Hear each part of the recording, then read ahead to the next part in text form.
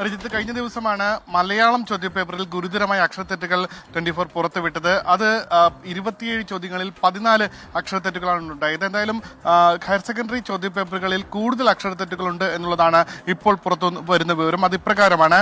Biology exam 2 പാർട്ടായിട്ടാണ് നടത്തുന്നത്.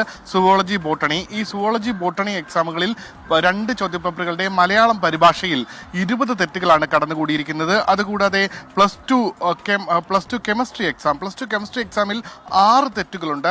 +2 economics എക്സാമിൽ 2 തെറ്റുകളാണ്, 2 അക്ഷരത്തെറ്റുകളാണ് കടന്നുകൂടിയിരിക്കുന്നത്. ഇവയെല്ലാം ഈ മലയാളം തർജ്ജമയിലാണ്. അതായത് സാധാരണഗതിയിൽ ഇപ്പോൾ ഇംഗ്ലീഷിലും മലയാളത്തിലും പരീക്ഷ എഴുതാം. അതിൽ തന്നെ പരീക്ഷ എഴുതുമ്പോൾ ആ മലയാളം തർജ്ജമ കൂടി, ക്വസ്റ്റ്യൻ്റെ മലയാളം തർജ്ജമ കൂടി നൽകാറുണ്ട്. ആ തർജ്ജമയിലാണ് ഇത്തരത്തിൽ അക്ഷരത്തെറ്റുകൾ കടന്നുകൂടിയത്. എന്തായാലും ബയോളജി എക്സാം, അതായത് part A, part B, botany, zoology പരീക്ഷകളിൽ 8, 12 തെറ്റുകൾ എന്ന രീതിയിലാണുള്ളത് കടന്നുകൂടിയിരിക്കുന്നത്.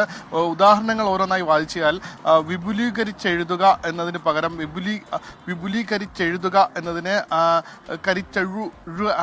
എഴുതുക എന്നുള്ളതിന് ചെറിയൊരു അക്ഷരം മാറിയിട്ടുണ്ട്. തന്നിരിക്കുന്ന വക്ക് മാറിയിട്ട് തന്നിരിക്കുന്നവർക്ക് എന്നുള്ളതിന് ഇല്ല. ബാഹ്യ സവിശേഷതകൾ, അതായത് ഷേ ഇല്ല, ഷേ മാത്രമേ ഉള്ളൂ. ഈ രീതിയിലാണ് തെറ്റുകൾ ഓരോന്നായി കടന്നുകൂടിയിരിക്കുന്നത്.